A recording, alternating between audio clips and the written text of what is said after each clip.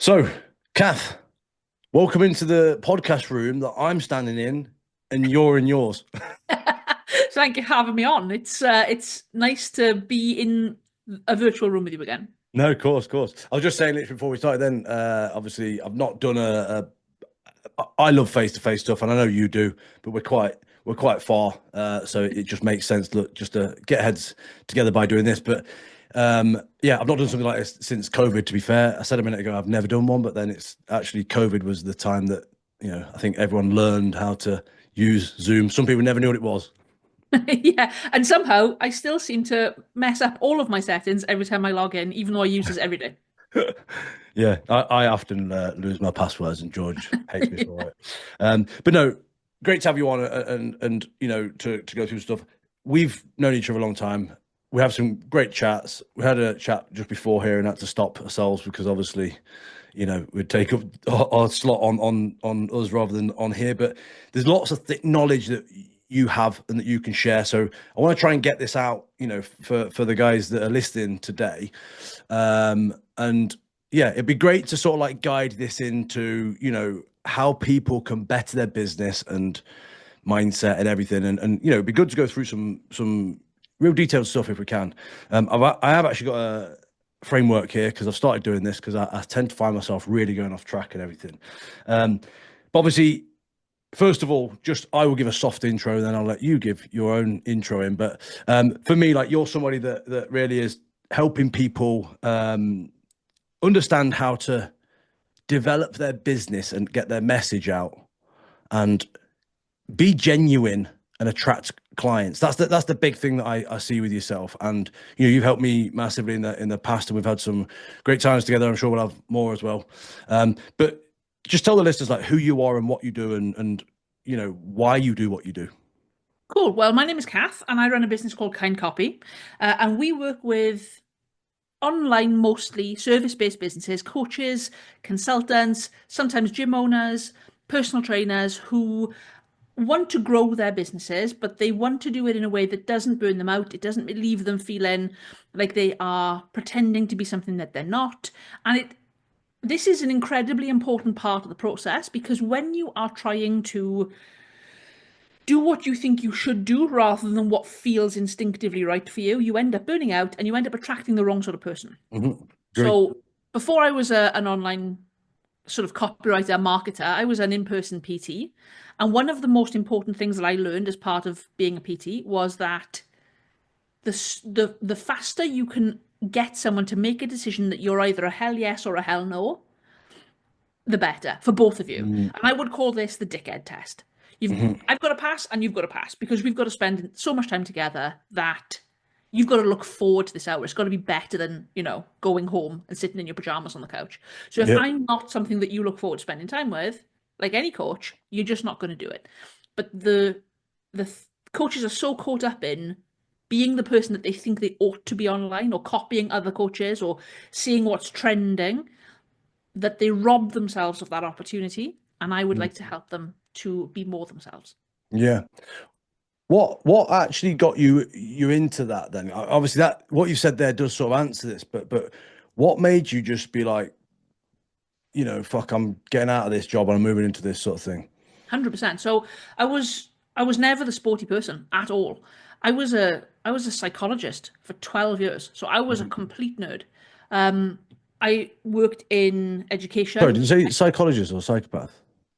Well, possibly both. I was a psychologist for 12 years, and my job was to teach students, and I loved it. And I got made redundant twice. And Mm. I was like, fuck this. Fuck right off. Like I'm an actual professional with a career, and it seems deranged that somebody else can make one decision and my whole career path disappears. Fuck you, I'm not having it.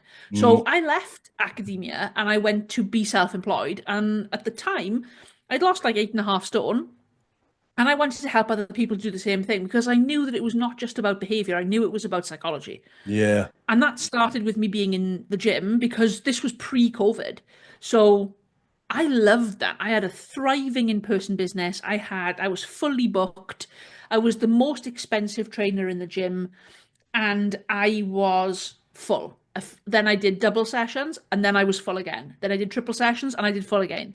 Until in the end, I had group sessions of 9 people at a time. We would basically take over the gym. Mm, People would stay on, jump into other people's sessions, and I was still skint. mm, I worked all the fucking time and I was still skint. And I was like, this is not just not sustainable. Like, how are people doing this for a living? I'm a grown up. How are people mm, making grown up money? I was working grown up hours and I was like, this is absolute bullshit. How do I make more money and feel safer? Because even though I was fully booked and working loads, I still felt really financially unsafe. So that's what I set out to solve. I set out to solve it for myself and I ended up solving it for other people as well. yeah, That's kind of yeah. the backstory. But you know what? I love it because your story. You know, you've told me before when we met and stuff, but it comes from like I guess like quite an angry place, doesn't it? Of like, this is really not fucking right or fair, or do you know what I mean? And you find most, I think this is a fair comment to say, but most successful people come from an emotional, in some form, you know, of anger or upset or whatever, trauma, that they turn their business into something that's really passionate. But that's something that I always see within you, that your business really is that, you know what I mean? That passion from you internally of, you know, this is what I went through. This is how I turned my life around. And now this is, you know, what you teach others to do. I think you've hit the nail on the head. I think lots and lots of successful people start from a place of quite dark energy, that place of you're not gonna fucking stop me. Mm, Or even sometimes like I've got no choice, I've got to do this. Like I think a lot yeah, of successful businesses come with that kind of back against the wall energy. Um, but you can become quite hooked on that. And yeah, some people, if they're not careful, they need that. So they need that I'm absolutely skint to make money. They need that sense of like, they're going to repossess my house and my car before I mm, can actually ask for the sale. And dark energy is great to get you started, but it will keep you trapped if you're not careful. And I imagine with your client base, you probably see quite a lot of dark energy massive. burning people out in and out of these sort of like push cycles and pull cycles, right? Yeah, yeah, no, you're right, massively. And the thing that you know my story anyway, but the reason I stepped into this, the you know part of what I'm coaching now is simply because I've been there and I know what that feels like to be in that moment of, you know, like, as you know, I don't compete anymore, and all my competitive sort of life and everything I did was through pain. Mm. You know, because I was proving a point. My first ever thing I was doing was proving. It's when I first left the army, like the fact that I got told to not squat. So I squatted as heavy as I could. But you know, like, it just starts from things like that, doesn't it? But you're right. So many people within this, you know, type of side of the industry are fighting something.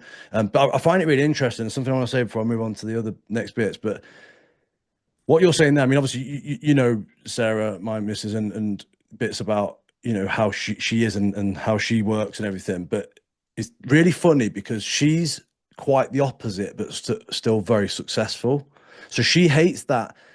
And I always just, you know, I just find it interesting to think about these things because there might be other people that are listening now that are this person than how we are as such. But Sarah's very the opposite. She likes to know everything that's going on before she does it. But I Mm. like that risk part because that's what makes me work harder. Do you know what I mean? 100%. But she's so much the other way, but then so successful with what she does. And it's interesting, isn't it? Like the psychology of people of what pressure does to people. Absolutely. And there's room for all levels of appetite for risk. I think you and I probably have an appetite for risk, like we Mhm, actually like it a little bit, whereas other people can still be dead successful, but they more tolerate it. mhm, So there's always these uncertainties in business, and she probably has a capacity to tolerate it, mhm, gets all the data she can, but she doesn't, she knows eventually, and this is the hard thing, right?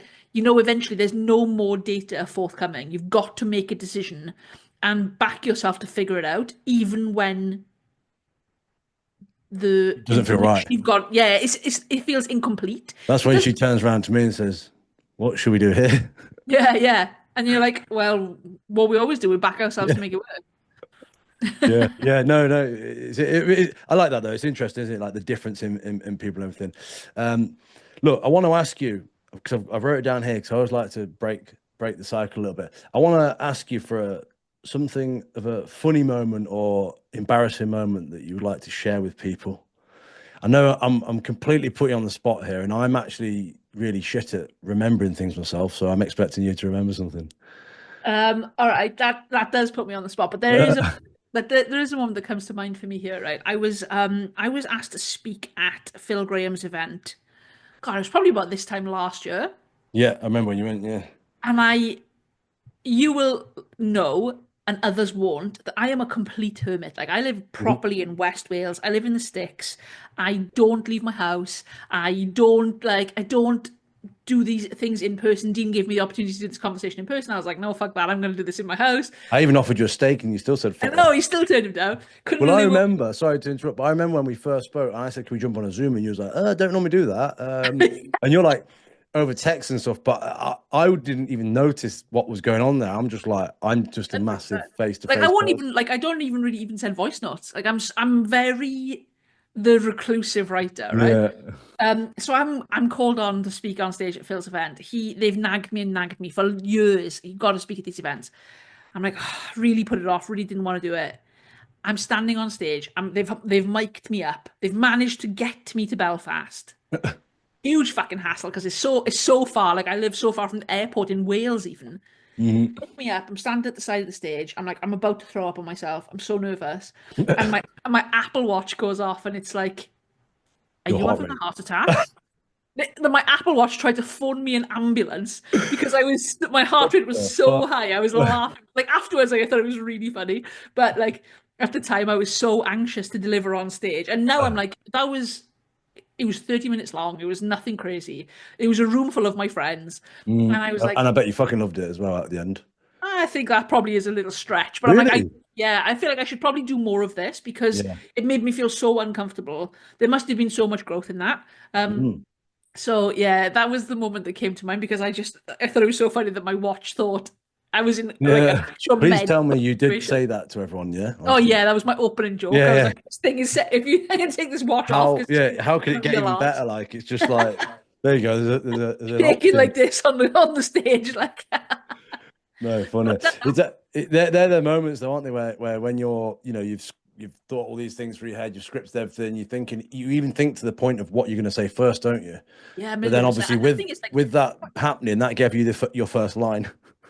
absolutely did. So I was complete, and then it threw me off because I was totally off plan. But I remember you doing your first comedy stand-up gig, and you Yeah. were like, "I loved it. I was in the zone. I was confident." And I was like, "This fucking guy, man, how is he just Mm, jump on stage and make people laugh like that? That's so cool."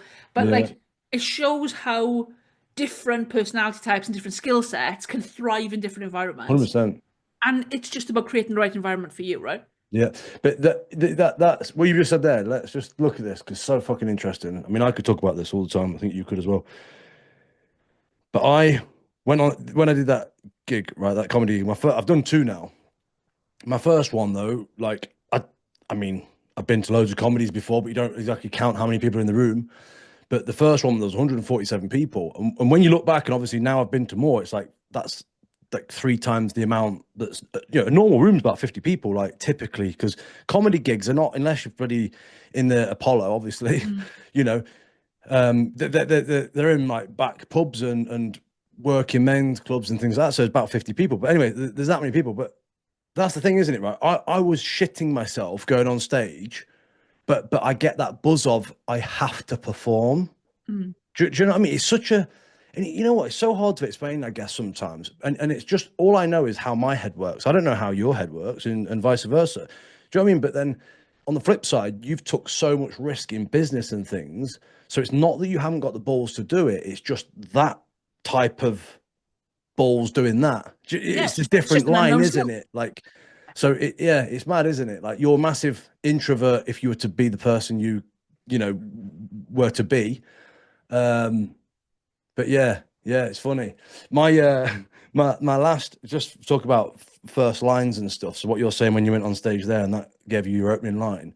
My last gig that I actually did gave me so again I was nervous obviously because you used to all going on stage every time, right? The last guy that was before me had a is it called a ventriloquist, isn't it? Where they've Yeah, got yeah, a yeah. puppet. So obviously, But then I was like, because I was thinking my first line, because your first line, you've got to make people just chuckle at the first bit. That is what everyone says. You can't come on and say something and then they don't laugh because they'll just continue that dry, Yeah. you know. So anyway, so the first thing I said there, and it just came to my head at the time, is like, I was like, I don't know how I can obviously compete against that guy there because I've just had my hand up my own arse for the last 5 minutes testing it out, and I really couldn't get the hang of it. So I'm just gonna have to talk to you and not have a puppet. That's really funny. You know them like on the spot things that, and everyone was like dying. I was like, fuck yeah. But it is an amazing feel to, make people laugh and stuff. So look, I want to move on to a section that I've called the art of selling without sounding like a knob. Good. I'm into that. So like, what do most coach? I mean, I've put strength coaches, right? But what do most coaches in general get wrong about copywriting? What do you see that is a big like, fuck, you've not I playing think the game there? there's a couple of things here. I think a lot of coaches are they're smart people, right? So they are well educated about the things that they care about, Yeah. and so they want to educate. But education is not engaging, and most people are not on social media. I'm talking about just on social media selling. Mhm. They are not there for that. No. So they approach this as, let me tell you about how much protein you should be eating, and let me tell you about all these fucking Mm, protein sources. And it's fucking boring. It's boring. Nobody cares about that no, stuff. no, They're nobody not there cares for or that. listens, and it's been said millions of times. Yeah, exactly. And it's information, right? So they can, if they can Google it, it's not valuable to them. Mhm. So what we need is for you to have enough of you in your copywriting, your marketing, your messaging, your voice, your values, anything that you publish online, it needs to have enough you in it that I couldn't possibly get this information from somewhere else. Mhm. And because they're trying quite hard to educate, they don't want to show too much personality. And I think it's a huge mistake because the personality is exactly the stuff that does the selling for you. We Yeah. don't want, to feel like we're having a strong arm someone over the line. People should like us enough that they feel safe to ask, hey, like, how could we work together? If you're not getting how could we work together questions on a daily basis, you need to be more yourself online. Yeah, agree. Yeah. And it's, you know what, I personally have been through that shift in and out, to be fair, of being myself and not being myself. And it's really hard as a, let's say, professional business owner, right, in whichever sector, to not be just a business owner and hide away from being yourself. Do you know what I'm saying? Because there's so many there's so many people that frown upon certain things. I mean, literally, one of my best mates forever tells me to not swear. Yeah, Like, my mother tells me that on Facebook. She's like, no one's going to buy your stuff if you're swearing on the yeah, internet. my mate I'm says like, it to Mum, me. It's people like, literally pay me a huge amount of money to swear for them on the yeah, internet. I'm not good at swearing. what's your best swear words? Fuck, Oh, cunt, I'm wanker. such Da, a da, da, fan. da, da. I'm But such a fan. but I think I'm it's one of those Australian at things. heart. Not me, honestly. But Yeah. that's one of the things, though, isn't it? Where it's like there is no right and wrong. That is straight. But again, if you come away too much from yourself, you it's just, I know it sounds so cheesy and it's obvious, but you're just not being your authentic self, and then you find yourself not enjoying being that person you are being. Do you know what? Do you know what people say to me? I need to hire a copywriter because I'm so fucking burned out on social media. I'm like, what the fuck are you doing on social media? It's Mm, literally social media. Your scrolling. clients are scrolling it for fun after work. This is your whole job, pretty much. Mm. Your grandparents were digging up a fucking field or down a mine. Imagine telling your grandparents, can't post on social media today, my work is so hard. Fucking get a grip. It's nothing. It's posting on the internet. Like, grow Yeah, up. yeah, But I know that sounds harsh, but on the scale of the things you do in business, this is so easy compared to the other problems that you guys can solve. That the thought that you can be tripped up on what I should post online is actually kind of funny. Like, do ridiculous. you know Yeah. what I mean by Do you know what is it called? Fucking 75 hard is called. Yes. Yeah. So like Andy. workouts outside and I've got to take like full body photos. I've got to have no cheat meals, no booze, and I've got to read 10 pages. the thought that that is on the same level as two double hard fucking workouts, Mm, it strikes me as so funny that there's this one thing in that list that seems so easy compared to everything else. mhm, Like when you think about what you're doing in your business, and that's the 10 pages. Like, and I've got to also post on Instagram. I've got to show my face on stories. mhm. Come on. Like, it's nothing. It's easy Yeah. for you. It's easy work for you. This is nothing. And I think people can get in their own head and think this is hard, this is hard. What if it's not hard and you tell yourself, this is easy? It's Mhm. only hard if you're trying to be something that you're not. Correct. What would this feel like if it was easy? You just show up, you'd turn your fucking camera on if you're Dean, you'd write a post if you're a Cath, and you'd, just say what you think. Yeah. Whatever's on your mind that day, you say it. And Yeah. you do that every single day for a month. And then tell me at the end of the month, this is still hard. I bet it's not. You're just Mhm. making it hard because you've built it up in your mind. Yeah. Yeah. But it's the same with anything, right? Without going into too much depth of things like can't eat certain, you can't eat plain foods. Let's say you want to get in shape, right? And you're like, oh, but I always have to have this certain foods and this, that, and the other. Well, cool. That's because your body's used to it and you're craving it because but Mm. actually change it for 28 days and it's different. It's Yeah. exactly the same, isn't it? It's just new. It's not hard, it's just new. Yeah, no, no, yeah. There's so many people though that allow that to stop them, and then before they know it, it becomes a chore. Mm. Then it becomes, fuck, I need to think of a different solution to be able to do that thing that I should be doing. Yeah, which is one of it is employ you, or two is I'm gonna start doing something crazy different, and it's like Yeah. again, like one of the sections that we do in the mentorship is finding your voice. Huge. And it's massive because like finding your voice is basically understanding who you are online versus who you are at home, and how you can put that out there and still, yes, you still need to keep the whole be real, be motivational, be directional, all these different things that you need to be, but it's just making sure that you're actually being true to yourself, isn't it? And that's the bottom line, because again, like if you're pretending to be someone or you're changing too much, it's just fucking hard work, and that's gonna be the reason why you then don't enjoy posting. And it's as simple as that, isn't it? Yeah, it's as simple as that, but it's also as complex as that, right? Because what this requires you to do is to sit with who you actually are. And that is a much more demanding, difficult task than we are making it sound. Hmm. We, as a like the whole industry, strength, fitness, training, everything, health industry, it's so incestuous. We're all in each other's pockets all the time. We're all following each other's accounts. We all know what everybody else is doing. We're all being mentored by the same, half a dozen people. Hmm. And so the comparison level is incredibly high. So the skill is actually in tuning all of that stuff out and asking yourself, what do I actually think about this in a way that isn't being influenced by other people? And that's hard because you don't really know where influence ends and your opinions begin. Hmm. And that's the whole skill is sit with, do I actually think that?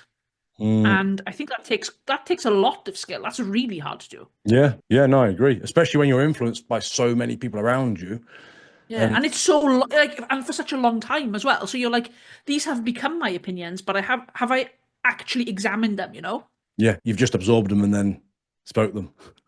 Yeah, Yeah, no, no, exactly. it And is the hard weird though, thing isn't it? is, because you absorb them when you are less expert than you are now, you accept them as your own beliefs. But Mm. maybe after, when you compare them with your experience and your, the on the ground coaching that you've done in real time, you think, is that actually true, or is that just something that I say? Yeah, yeah, And I yeah, think yeah, that's a really tough thing to do because it takes awareness of yourself and awareness of your growth. And those two things together are super fucking tough. Like yeah, that's the dichotomy of coaching is that you have to have this awareness, but you also have to be aware of the awareness almost, right? yeah. No, I agree. And also, like, just throw another curveball in there. It depends on what point of your journey you're on as a coach. Yeah, I agree. Because again, we were talking about some bits before this. Like, at certain points, you can say certain things and do certain things. you Mm. know and I'm not, that's not to try and label stuff too much, but my point is, if you're trying to be too harsh by charging crazy prices and you're dead short, and we were just literally talking about this sort of stuff before, like, and your, let's say your clientele isn't ready for that, then you're going to find yourself stumbling. You've got to change your ways, haven't you? And One it's of the things I see this presenting in is in how, like, I don't see it quite as much now, but like maybe a year ago, I saw people thinking and being very direct. hmm And that is my way of being an authority. But you're not an authority yet, hmm right? So your authority is not something that you claim, it's something that your audience gives you. correct. So if they don't accept your authority, you can't talk like Homosi. You can't talk No. like, whoever, because they just think you're a prick. They just Yeah. think you're just being mean to them. So your authority has got to be grounded in, there's got to be a softness. This is why we're kind copy. There's got to be a softness or maybe an empathy when you are direct. I think I'm quite a direct person, and I think you are too, but it comes from experience. I wouldn't be super direct if I was talking about, I don't know, laying a patio, because I got no fucking idea how to do that. Your Mm. directness corresponds to your expertise, I think. Funny enough, we're just getting our patio looked at. So if you do know how to, Well, I'm lucky, 997, I'll lay your patio for you. you see, my arrogant way of looking at it is I can lay a patio, although I've never done one. In my head, see, Yeah. this is the entrepreneurial thing. In my head, I'm like, well, how hard could it be? Of course I could do that. Like, Why I've would I done that. pay him like loads of money? I can do that. I'll just figure that out. And then Um, my garden's full of mole hills and a hell of yeah, a mess. I'm like, okay, no, weeds are coming out in a week and everything. I do need an expert, actually. But yeah, so it leads on to the next one. Then really is like, how do people write? What's a good hack trick or something that so people know how to write to connect with the right clients? I'm going to give you a trick for this because Mhm, I think a lot of people get writer's block and they believe that this is a real thing. Nobody gets talker's block. mhm, So one of the things that you can do is you can set the notes thing on your phone. You can set your Apple Watch to record a voice note. You can open Google Docs and set it to voice typing. Wherever you are, whatever you're doing, talk out loud, brainstorm the idea, and if you really struggle to pull the threads together, you can get an AI to go through that and sort it out for you. transcript it, yeah. Transcript it. I use Mhm. transcribing all of the time because I've got a terrible memory. Like, I don't know if I've ever talked about this on a podcast, but I have a Sorry, part. you can't remember if you've ever told me about your terrible memory. Did you really I know mean it's that ironic, right? to be that? I've got a part of my brain missing. This is 100% true. Okay. I have a part of my brain missing, and the ironic thing is that I actually can't remember which part. So my memory sucks. So I use transcription all of the time. I've often got, Otter going in the background, or I've got voice memos or something on my phone, and I'll just say it just so that I don't lose it. Mhm. Once I've said it, I've completely forgotten what I've said. But then I can go back and I'll write it, and that makes sense to me. Then I can use that as a written document. Mhm. But for your audience, if they are struggling to sit down and write something, don't do it. Mhm. Like talk it, get something, a device to transcribe it, and then you can pull it together from there. That's probably one of the most easiest free hacks you can use right now Mhm. today, and never get stuck with writer's block ever again. Yeah, no, I agree, and it's a wicked one. It's something that will also help you be very genuine, right? Because you're just talking and you're being yourself rather than trying to, obviously we give frameworks for people with their content writing and stuff, but it still needs to be within their real self, doesn't it? And that's the thing. So if you 100%. can transcribe it like that, you could put that into that framework and then And what you'll notice, like you were talking earlier about how much work you put into somebody to help them with their voice, Mhm, when you are actually using your voice, you'll notice um, turns of phrase or little rhythmic things, like little strange ways that you actually talk. One of the things that, when people hire us, they often say, "How will you sound like me?" And I'm mhm, like, "Well, can I hear you talk anywhere?" And then I listen, and I don't know. We're just good at picking up that pattern, and we mhm, replicate it. When I was first hired by Phil Graham, that the reason why he hired me was because this is actually kind of fucking weird now that I'm saying it out loud. Is that I had a document of these are the little Philisms.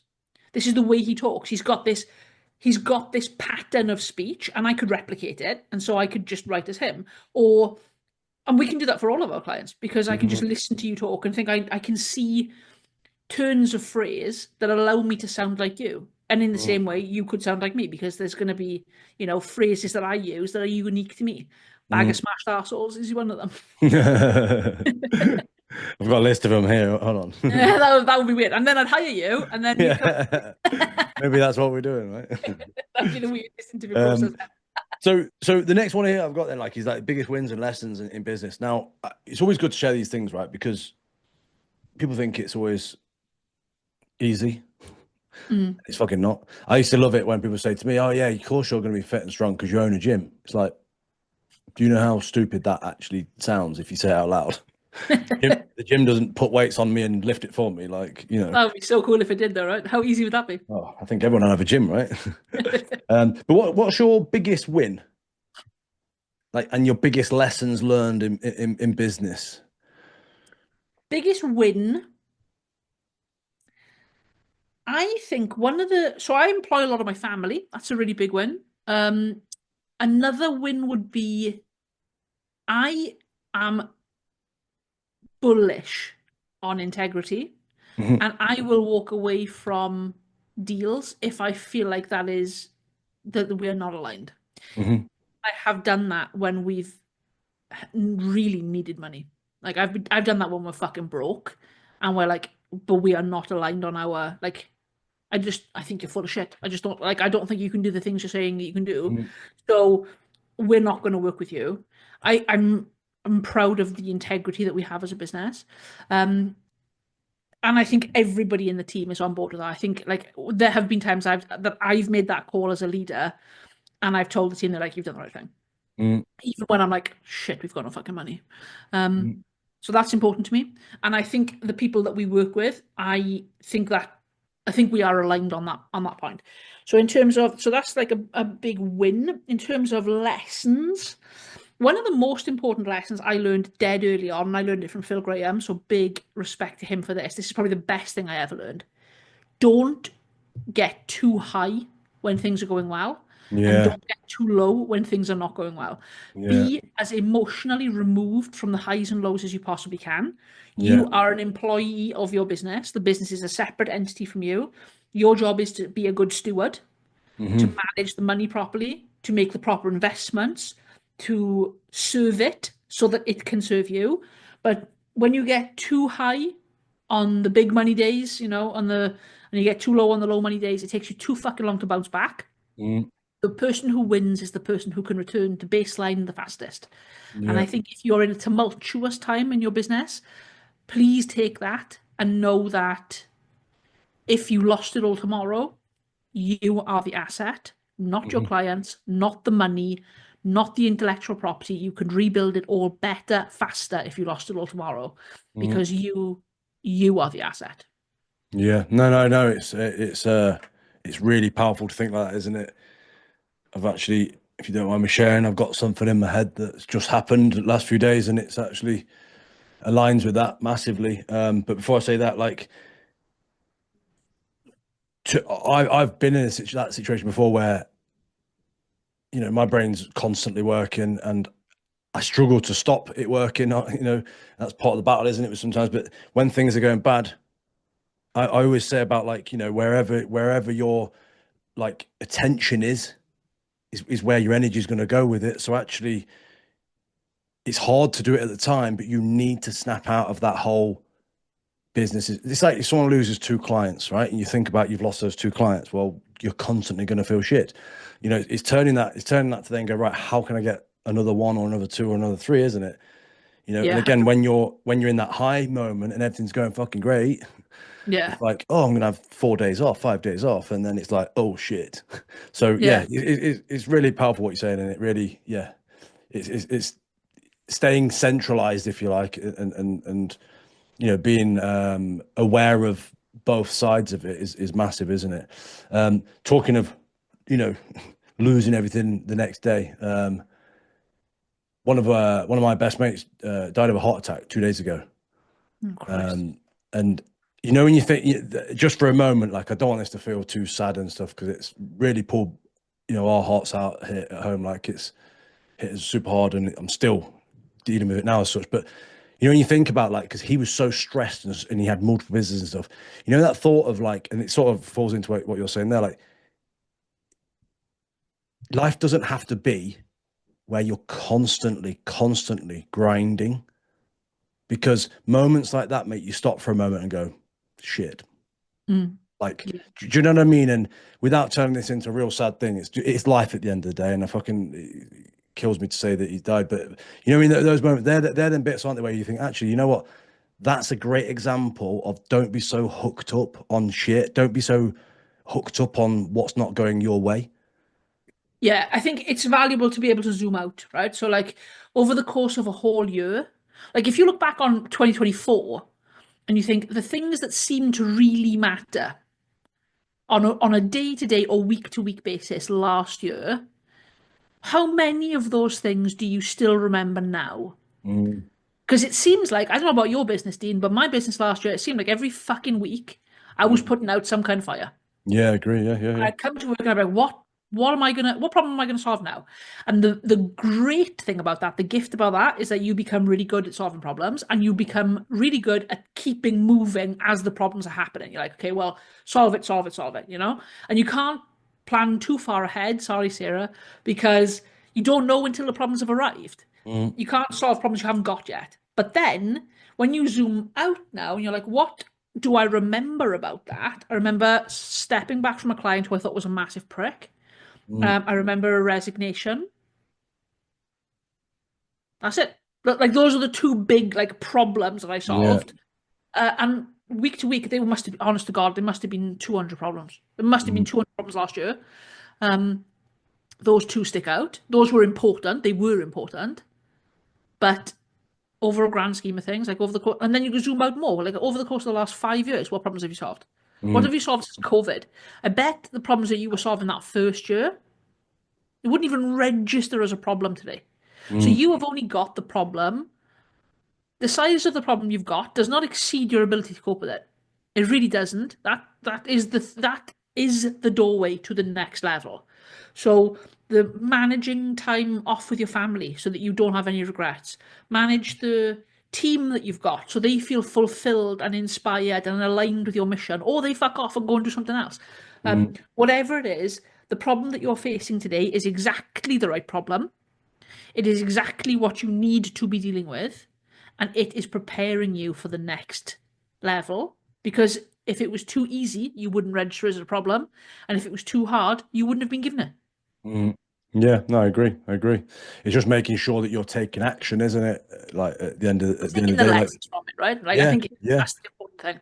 One of yeah. the things I would recommend people do, actually, this is a practice that I use, and I don't know this is going to be useful to you as well. Hmm. But at the end of the day, every single day, I have got a note in my, in an app I use that says, what problems did I solve today?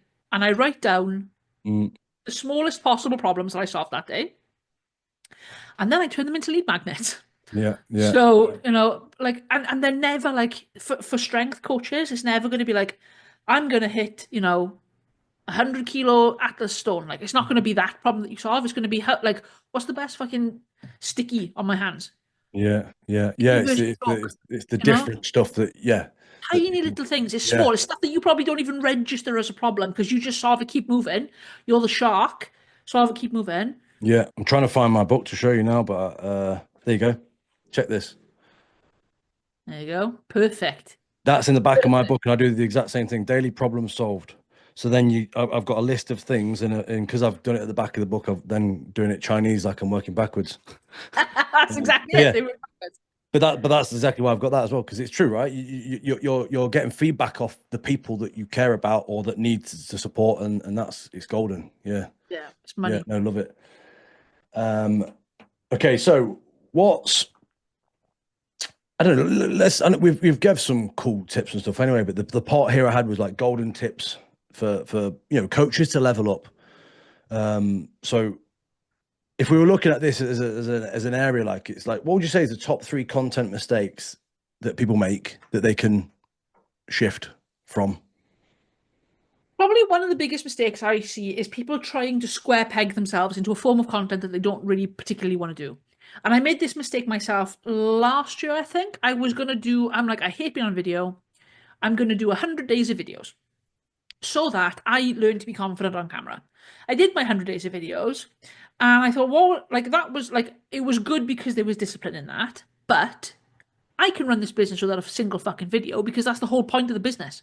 Mm. So I had square pegged myself into a content format that I didn't enjoy that felt like loads of work and I didn't feel like could be fucking bothered.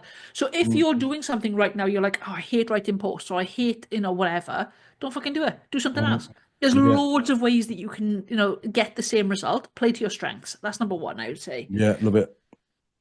Number two, people talk about too many diverse things. They think they're trying to talk about something different every single day. And then they sit down and they're like, what do I talk about today? That should be top of mind. You solve one problem. Tell me about how you solve that problem. So tell Mm. me, instead of trying to find something new to say every day, you're talking about the same thing Yeah. every day, forever. That's Yeah. the creativity. How can I find different ways to say the same thing rather than saying different things? Mm. So you will be able to help them with that. But like, what's the problem I solve and how do I solve it? Mm. Then talk about that 365 times. That's Yeah. it. That's the thing. You don't need content pillars. You need one fucking thing that you talk about all the time. If you want to be known for something, if you want the authority that you seek, it is in having a narrow focus and a depth of understanding that allows you to talk about the same thing every single day. That's it. Yeah. Yeah. No, it's really powerful. Just to add to that, like we teach content pillars, and I know and you will understand the backing behind it and stuff. It's just the framework. It's something to have in front of you to open the mind. But one of the things I always say in on the lines of that is like to angle grind the content. Like Oh I yeah. see it as an angle grinder, as in like grind it from different angles to make more out of one. So it's like pick one piece of content and then make that into 10. 1,000,000%. That's why the content pillars are so valuable, is Mm. because you can talk I think about it like you're dimensionalizing the same thing. But ultimately, if you're talking about, you want to be the Atlas Stones guy, Mm. or you want to be the log press guy, you don't want to be starting to randomly talk about food. Yeah. Do you know what I mean? Like it Yeah. dilutes the message. Continue to talk about the same thing. So start with, I want to be the what guy. Mm. So fill in that gap, and then you're going to talk about that thing all the Mm. time. And you can use the content pillars to dimensionalize or angle grind. I like that. That's a cute Yeah. expression. But like to hit the same idea from multiple angles. See how long you can do that for. I bet most coaches couldn't do that. I bet most coaches couldn't do that for a month. Yeah, no, I agree. I agree. But that's going back to what you were saying earlier on, where they get that writer's block sort of thing, where it's like, "Fuck, I've said everything." It's like, "Cool, keep saying it." Yeah, say it again. It Because literally is like, "Oh shit, have you changed your business?" I shouldn't really say that because I've changed mine quite a lot.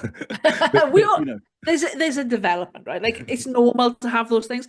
And I think that's maybe the third content mistake. I think people think this pisses me off actually. I might get a little bit animated about this one. get angry. I People love it. think people think they are content creators, Hmm. not business owners using social media to market their business. Hmm. You don't need to be an influencer.